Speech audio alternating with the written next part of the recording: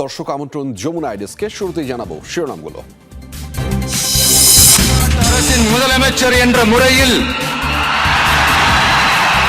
எனது கவனத்திற்குள்ளாவதும்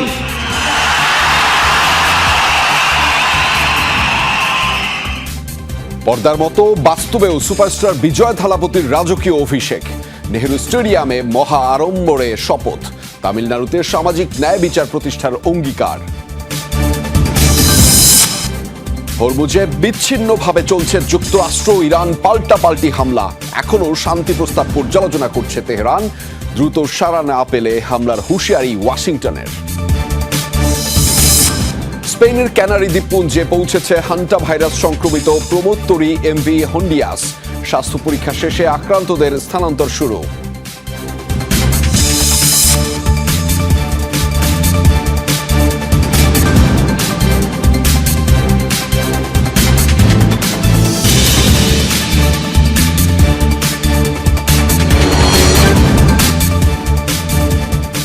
দর্শক, শিরোনামগুলো দেখছিলেন। আন্তর্জাতিক সব খবরাখবর নিয়ে আপনাদের সাথে রয়েছি আমি আহমেদ রেজা।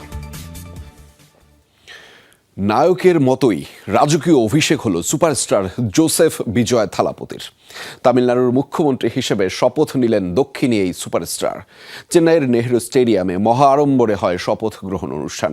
পাশে ছিলেন কংগ্রেস নেতা রাহুল গান্ধী। দায়িত্ব নিয়ে প্রথম ভাষণেই বললেন অসাম্প্রদায়িকতা আর সামাজিক ন্যায় বিচার প্রতিষ্ঠার কথা। শপথের মঞ্চেই স্বাক্ষর করলেন নারীদের নিরাপত্তা নিশ্চিতের নির্দেশনামায়। নায়কের আগমনের অপেক্ষায় জনসমুদ্র চেন্নাইয়ের নেহেরু স্টেডিয়াম। টিভিকের বিপুল সংখ্যক কর্মী সমর্থকের পাশাপাশি তামিলনাড়ুর নতুন সরকারের শপথ গ্রহণ অনুষ্ঠানে উপস্থিত ছিলেন তামিল চলচ্চিত্রের স্বনামধন্য তারকারাও।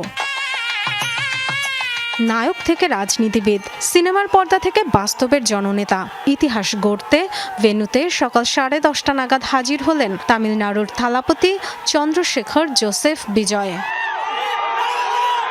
কালো ট্রাউজার, সাদা শার্ট, কালো ব্লেজার গায়ে লাল গালিচার সংবর্ধনায় উঠলেন মঞ্চে।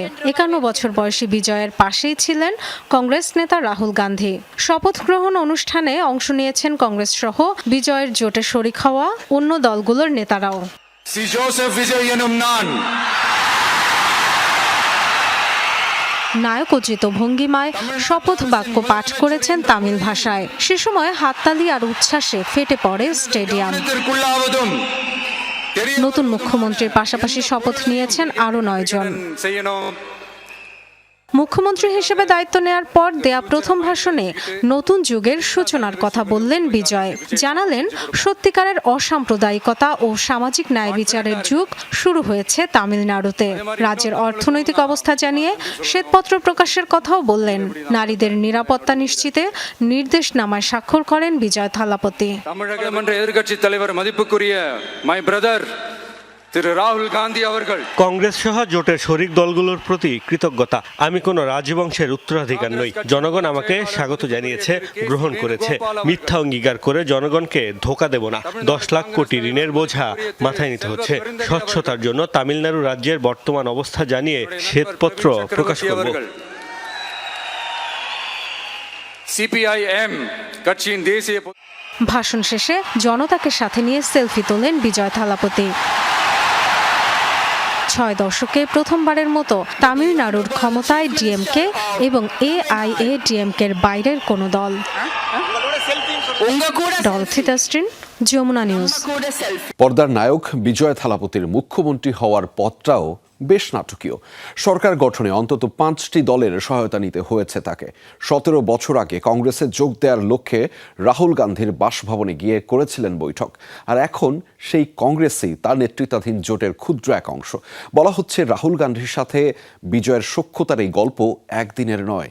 ভারতীয় বিভিন্ন মিডিয়ার খবর, বিজয়ের প্রতি সমর্থনের কারণেই নির্বাচনী প্রচারণায় জোট শরিক ডিএমকের একাধিক বৈঠকে অংশ নেননি রাহুল। তামিলনাড়ুর নতুন মুখ্যমন্ত্রী বিজয় থালাপতির শপথ অনুষ্ঠানে সবচেয়ে আলোচিত মুখ কংগ্রেস নেতা রাহুল গান্ধী। টিভিকের সরকার গঠনের নেপথ্যে কংগ্রেসের রয়েছে গুরুত্বপূর্ণ ভূমিকা। মাত্র 10 আসনের অভাবে যখন সরকার গঠন নিয়ে অনিশ্চয়তায় পড়ে বিজয়ের দল, তখন সবার আগে এগিয়ে যায় কংগ্রেস। দীর্ঘদিনের জোট শরিক ডিএমকে ছেড়ে বিজয়কে সমর্থন দেন দলটির 5 বিধায়ক। जोसेफ विजय বলা হচ্ছে টিভিকে সমর্থন দেওয়ার সিদ্ধান্ত হুট করে নেয়নি কংগ্রেস। নির্বাচনে কংগ্রেস ডিএমকের সাথে জোট করলেও বিজয়ের সাথে রাহুলের সখ্যতা বেশ পুরনো। 2009 সালেই রাহুল গান্ধীর বাসভবনে বৈঠক করেছিলেন বিজয়। লক্ষ্য ছিল কংগ্রেসের তামিলনাড়ুর যুব শাখার দায়িত্ব নেয়া। তবে রাজনৈতিক টানাপোড়েনে শেষ পর্যন্ত আর দায়িত্ব নেওয়া হয়নি। ইতিহাস তৈরি করে তামিলনাড়ুর সর্বোচ্চ আসন পাওয়া দল বনে গেছে বিজয়ের নবাগত দল টিভিকে। রাজনৈতিক পালাবদলের জেরে এই দলের নেতৃত্বাধীন জোট সরকারের ক্ষুদ্র অংশ এখন কংগ্রেস। তাদের আসন সংখ্যা মাত্র 5। বিশ্লেষকদের মত, দক্ষিণ ভারতে বন্ধু হিসেবে পরিচিত অনেক নেতাকে রাহুল বিশ্বাস না করলেও তার আস্থা রয়েছে বিজয়ের প্রতি। কংগ্রেস নেতাদের প্রত্যাশা আগামী জাতীয় নির্বাচনেও তামিলনাড়ুতে দেখা যাবে রাহুল বিজয় জোটকে। আর তাই এবারের নির্বাচনী প্রচারণার সময় জোট শরিক ডিএমকের বৈঠকে অনুপস্থিত ছিলেন রাহুল। কংগ্রেস ছাড়াও আরও ছোট 4টি দলকে জোটভুক্ত করে সরকার গঠনের কাঙ্ক্ষিত ম্যাজিক ফিগার স্পর্শ করেছে টিভিকে। সিপিআই, সিপিআইএম, ভিসিকে এবং ইন্ডিয়ান ইউনিয়ন মুসলিম লীগও সমর্থন দিয়েছে বিজয়কে, যাদের প্রত্যেকটি দলে রয়েছে 2 জন করে এমএলএ। বলা হচ্ছে ধর্মনিরপেক্ষ ভাবমূর্তির কারণেই বাম ও মুসলিম দলের সমর্থন পেয়েছেন বিজয়। মোস্তফা মাহমুদ, যমুনা নিউজ। যুদ্ধবিরতির মাঝেও হরমুজ প্রণালীতে বিচ্ছিন্নভাবে চলছে ইরান ও যুক্তরাষ্ট্রের হামলা পাল্টা হামলা। ওয়াশিংটনের শান্তি প্রস্তাবের জবাব দেওয়ার সময়সীমা বহু আগে পার হয়ে গেলেও এখনও কোনো রকম প্রতিক্রিয়া জানায়নি তেহরান। সর্বোচ্চ নেতার চূড়ান্ত পর্যালোচনার পর শান্তি আলোচনার বিষয়ে প্রতিক্রিয়া জানাবে ইরান, জানিয়েছে দেশটির পররাষ্ট্র মন্ত্রণালয়। এদিকে দ্রুততম সময়ে জবাব না পেলে আরও ব্যাপক পরিধিতে হামলার হুঁশিয়ারি যুক্তরাষ্ট্রের। অন্যদিকে ইরানের মজুদকৃত সমৃদ্ধ ইউরেনিয়াম স্থানান্তর করে সংরক্ষণের জন্য প্রস্তুত রয়েছে রাশিয়া। ফের এমন ঘোষণা এসেছে রুশ প্রেসিডেন্ট ভ্লাদিমির পুতিনের পক্ষ থেকে। মধ্যপ্রাচ্যের মার্কিন ঘাঁটি ও প্রতিপক্ষের জাহাজের দিকে তাক করে প্রস্তুত রয়েছে ড্রোন ও মিসাইল। নির্দেশ পাওয়া মাত্রই চালানো হবে হামলা। সোশ্যাল হ্যান্ডেল এক্সে করা এই হুঁশিয়ারি বার্তা পোস্ট করেছেন বিপ্লবী গার্ড IRGCর অ্যারোস্পেস ফোর্স কমান্ডার মজিদ মোসাভির। ইরানের ইউরেনিয়াম সমৃদ্ধকরণ ও হরমুজ প্রণালীর ইস্যু ঘিরে গেল মঙ্গলবার তেহরানকে একটি 14 দফার একপাতা স্মারক পাঠায় ওয়াশিংটন, যার জবাব 48 ঘন্টার মাঝে দেওয়ার কথা থাকলেও পেরিয়ে গেছে 4 দিন। এখনও পরবর্তী শান্তি আলোচনা বিষয়ে কোনো রকম প্রতিক্রিয়া আসেনি তেহরানের পক্ষ থেকে। তবে স্মারকটি নিয়ে চলছে পর্যালোচনা। সর্বোচ্চ নেতা মুজতাবা খামেনির চূড়ান্ত বিবেচনার পর জানানো হবে প্রতিক্রিয়া, জানিয়েছে ইরানের পররাষ্ট্র মন্ত্রণালয়। এদিকে ইরানের মজুদকৃত সমৃদ্ধ ইউরেনিয়াম পরিবহন ও সংরক্ষণের জন্য পুরোপুরি প্রস্তুত রাশিয়া। সংবাদ সম্মেলনে ফের এই ঘোষণা দিয়েছেন রুশ প্রেসিডেন্ট ভ্লাদিমির পুতিন। এই যুদ্ধ আমাদের একটি কঠিন পরিস্থিতির মুখে ফেলে দিয়েছে। ইরান ও পারস্য উপসাগরীয় দেশগুলোর সাথে দীর্ঘদিনের সুসম্পর্ক রয়েছে রাশিয়া। ইরানের ইউরেনিয়াম সরিয়ে রাশিয়াতে স্থানান্তর করতেও প্রস্তুত আমরা। আমার মনে হয় লড়াই চালিয়ে যেতে আর কোনো পক্ষই আগ্রহী নয়। আশা করি যত দ্রুত সম্ভব এই সংঘাত বন্ধ হবে। দ্রুততম সময়ে ইরানের কাছ থেকে ইতিবাচক কোনো সাড়া না মিললে অপারেশন ফ্রিডম প্লাসের মতো কঠোর পদক্ষেপ নিতে বাধ্য হবে যুক্তরাষ্ট্র। আবারও এমন হুঁশিয়ারি দিয়েছেন মার্কিন প্রেসিডেন্ট ডোনাল্ড ট্রাম্প। আন্তর্জাতিক জলসীমায় ইরানের নিজেদের নিয়ন্ত্রণ প্রতিষ্ঠার চেষ্টা সম্পূর্ণ অবৈধ। তবে তাদের অভ্যন্তরীণ পরিস্থিতি এখন বেশ অগোছালো। সম্ভবত এই কারণেই আমাদের দেয়া প্রস্তাবের প্রতিক্রিয়া জানাতে কিছুটা দেরি হচ্ছে। আমরা আশাবাদী তাদের কাছ থেকে দ্রুতই কোনো ইতিবাচক সাড়া পাবো। তেহরান ওয়াশিংটন সাময়িক যুদ্ধবিরতির মাঝেও হরমুজ প্রণালীতে বিচ্ছিন্নভাবে অব্যাহত রয়েছে দুপক্ষের হামলা পাল্টা হামলা। গেল 1 মাসে ইরানের 4টি জাহাজে হামলার পাশাপাশি কমপক্ষে 58টি বাণিজ্যিক জাহাজকে বন্দরে প্রবেশ করতে বাধা দিয়েছে যুক্তরাষ্ট্র, জানিয়েছে মার্কিন সেন্টকম। সাবরিনা নুসরাত, যমুনা নিউজ। ইরানের খার্গ দ্বীপের জ্বালানি টার্মিনাল থেকে পারস্য উপসাগরে ছড়িয়ে পড়েছে তেল। স্যাটেলাইটে ধারণকৃত ফুটেজে দেখা গেছে খার্গের পশ্চিম অঞ্চল থেকে উপকূলে ছড়িয়ে পড়েছে এই তেল। ম্যারিটাইম ইন্টেলিজেন্স সংস্থার তথ্য মতে কমপক্ষে 80,000 ব্যারেল জ্বালানি তেল ছড়িয়েছে উপসাগর জুড়ে। গেল বুধবারে স্যাটেলাইটের ছবিতে প্রথম ধরা পড়ে প্রায় 17 বর্গ মাইল এলাকা জুড়ে ছড়িয়ে পড়া জ্বালানির আস্তরণ। তবে কোনো যান্ত্রিক ত্রুটি কিংবা হামলার জেরে এই ঘটনা হয়েছে কিনা তা এখনও অনিশ্চিত। ব্যাপক এই তেলের ব্যাপ্তিতে ক্ষতিগ্রস্ত হতে পারে সামুদ্রিক জীববৈচিত্র্য বলে আশঙ্কা জানিয়েছে সংস্থাটি।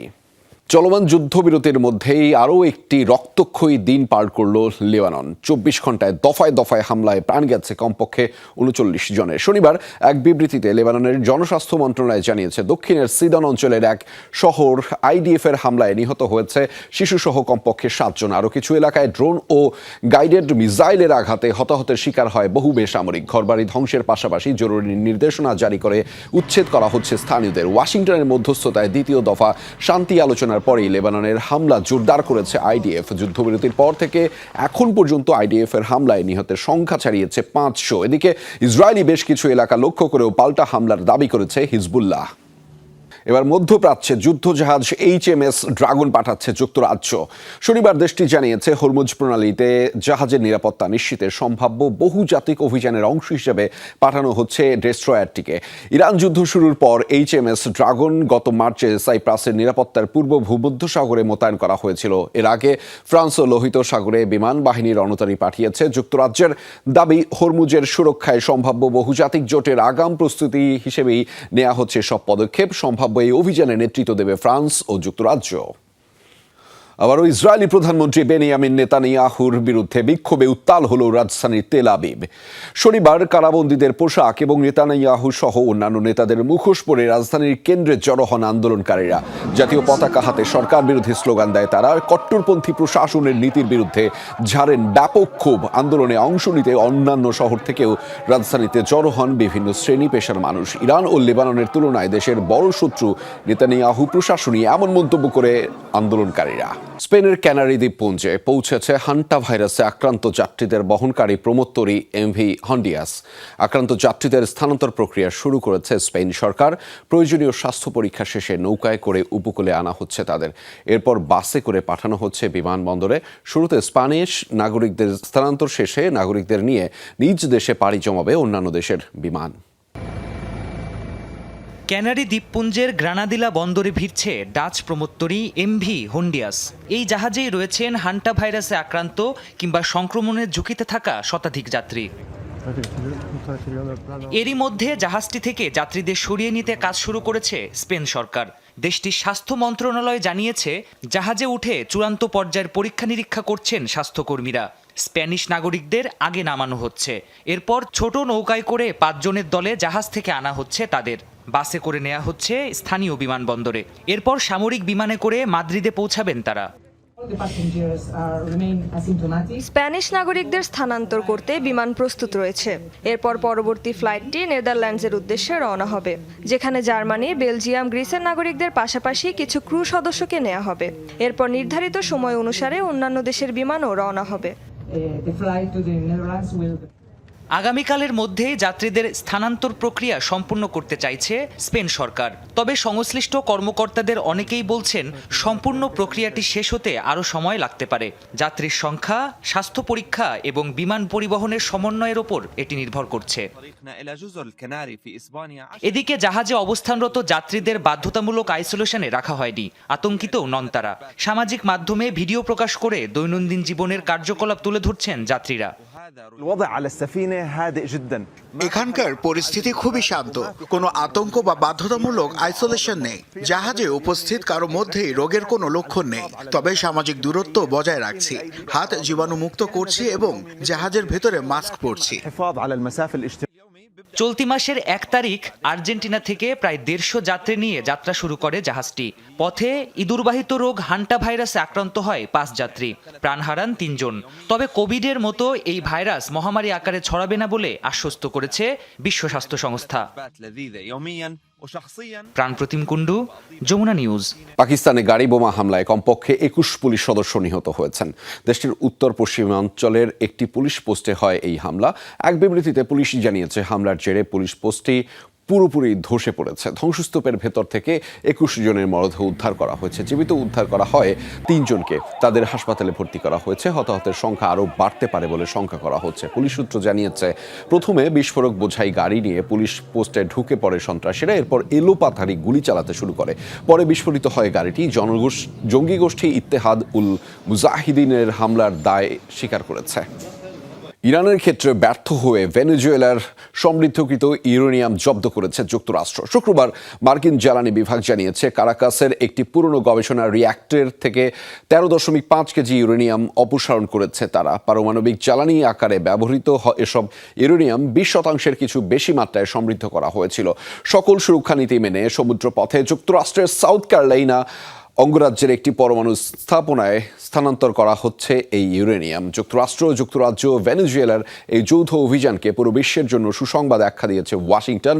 তবে ইরানের কাছে থাকা 408 কেজি সমৃদ্ধ ইউরেনিয়াম এখনও বাগিয়ে নিতে পারেনি ট্রাম্প প্রশাসন। যুক্তরাষ্ট্রের লুইজিয়ানায় বাবার হাতে 7 সন্তান সহ খুন হওয়া 8 জনের শেষকৃত্যে অনুষ্ঠিত হয়েছে শনিবার। এক ব্যাপটিস্ট চার্চে আয়োজিত শোকসভায় অংশ নেন আত্মীয় স্বজন ও স্থানীয় বাসিন্দারা। গত মাসে সংঘটিত ভয়াবহ এক হামলায় 7 ভাই বোনকে নিজ বাড়িতে গুলি চালিয়ে হত্যা করেছিল তাদের বাবা। সেখানে উপস্থিত তাদের চাচাতো ভাইও নিহত হয়েছিল হামলায়। এই ঘটনা আলোড়ন তুলেছিল লুইজিয়ানা সহ গোটা যুক্তরাষ্ট্রে। পারিবারিক সহিংসতা ও অস্ত্র নিরাপত্তা নিয়ে গভীর শঙ্কা তৈরি হয় স্থানীয়দের মধ্যে। মায়ামি সমুদ্র সৈকতে এক নৌযানে বিস্ফোরণের ঘটনায় কমপক্ষে 11 জন আহত হয়েছে। শনিবার স্থানীয় সময় দুপুর নাগাদ হলওভার স্যান্ডবার এলাকায় এই বিস্ফোরণের ঘটনা ঘটে। স্থানীয় গণমাধ্যমগুলো জানিয়েছে নাউটি নোবর নামের একটি ভাড়াটে নৌকা ছিল দুর্ঘটনার শিকার নৌযানটি। বিস্ফোরণের সাথে সাথেই ঘটনাস্থলে পৌঁছান উদ্ধারকারী দল। আহতদের দ্রুত উদ্ধার করে হাসপাতালে নেওয়া হয়। ঘটনার সাথে সাথে সংশ্লিষ্ট এক ব্যক্তির দাবি গ্যাস লিক থেকেই এই বিস্ফোরণ ঘটেছে। অবশ্য প্রকৃত কারণ এখনও জানা যায়নি, চলছে তদন্ত। লন্ডনের বাকিংহাম প্যালেসের সামনে বিক্ষোভ করেছেন রাজতন্ত্র বিরোধীরা। শনিবারের এই প্রতিবাদ কর্মসূচিতে অংশ নেন 1.5 শতাধিক মানুষ। এ সময় বিক্ষোভকারীরা ব্রিটেনের রাজতন্ত্রের বিলুপ্তির দাবি তুলে স্লোগান দেন। জানান রাজ পরিবারের অনুমোদন ছাড়া গণতান্ত্রিক পদ্ধতিতে রাষ্ট্রপ্রধান নির্বাচন দেখতে চান তারা। এছাড়াও রাজা তৃতীয় চার্লসের অপসারণের মাধ্যমে রাজতান্ত্রিক প্রথার বিলুপ্তির দাবিও তোলেন তারা। তবে বিক্ষোভে কোনো ধরনের বাধা দেয়নি নিরাপত্তা বাহিনীর সদস্যরা। যুক্তরাজ্যে এখনও 36% নাগরিক রাজতন্ত্র বিরোধী। সম্প্রতি এক জরিপে উঠে এসেছে এমন তথ্য। অবৈধভাবে আনা প্রাণী থেকে বংশবিস্তার করা প্রায় 80টি জলহস্তিকে হত্যার পরিকল্পনা নিয়েছে কলম্বিয়া। তবে এই সিদ্ধান্তে বিভক্ত পরিবেশবাদী ও নদী তীরবর্তী এলাকার বাসিন্দারা। কর্মকর্তারা বলছেন ম্যাগডালেনা নদী সংলগ্ন এলাকায় প্রায় 200 জলহস্তির সংখ্যা নিয়ন্ত্রণে আনতেই এই পদক্ষেপ। একসময় মাদক সম্রাট পাবলো এসকোবারের ব্যক্তিগত শখে এনেছিলেন মাত্র 4টি জলহস্তি। 4 দশক পর সেগুলোই এখন কলম্বিয়ার জন্য বড় মাথা ব্যথা হয়ে দাঁড়িয়েছে। সংখ্যা বেড়ে দাঁড়িয়েছে প্রায় 200-তে। আর নিয়ন্ত্রণ না করলে 2035 সালের মধ্যে তা 1000 ছাড়িয়ে যেতে পারে বলে আশঙ্কা সরকারের। এই পরিস্থিতিতে 80টি জলহস্তিকে মেরে ফেলার পরিকল্পনা নিয়েছে কলম্বিয়া সরকার। আর এই সিদ্ধান্ত ঘিরেই শুরু হয়েছে বিতর্ক। পুয়ের্তো বোয়াকা অঞ্চলে অবাধে ঘুরে বেড়াচ্ছে এসব জলহস্তি, কখনো নদীতে কখনো সড়কের পাশে, যা ভীত করে তুলেছে স্থানীয়দের। ম্যাগডালেনা নদীর তীরের বাসিন্দাদের দাবি, জলহস্তিগুলো এখন শুধু বন্য প্রাণী নয়, মানুষের জন্য বড় হুমকি। নদীতে মাছ ধরতে যাওয়া, শিশুদের গোসল, এমনকি সড়ক চলাচলও ঝুঁকিপূর্ণ হয়ে উঠেছে। প্রাণীদের বাঁচার অধিকার আছে, কিন্তু যখন মানুষের নিরাপত্তার প্রশ্ন আসে তখন কঠিন সিদ্ধান্ত নিতেই হয়। তবে প্রাণী অধিকার কর্মী ও পরিবেশবাদীদের অবস্থান ভিন্ন। তাদের দাবি হত্যা নয়, সমাধান হতে হবে বিকল্প পথে। বন্ধ্যাকরণ, পুনর্বাসন কিংবা অন্য দেশে স্থানান্তরের মতো উপায় নিয়েই ভাবার আহ্বান তাদের। প্রাণী হত্যা যেন সহজ সমাধান হিসেবে গ্রহণ না করা হয়, বরং প্রাণঘাতী নয় এমন বিকল্প ব্যবস্থা দ্রুত খুঁজে দেখা উচিত। এরই অংশ হিসেবে ভান্তারার বিশেষজ্ঞ দল কলম্বিয়ায় যাচ্ছে। অনন্ত আম্বানির এই বন্যপ্রাণী সংরক্ষণ কেন্দ্রের প্রতিনিধিরা 80টি জলহস্তিকে ভারতে স্থানান্তরের সম্ভাবনা যাচাই করবেন। অস্মিতা বিশ্বাস, যমুনা নিউজ। দর্শক, এই ছিল যমুনা আইডিসকে। এতক্ষণ আমাদের সাথে থাকার জন্য আপনাদের সবাইকে ধন্যবাদ।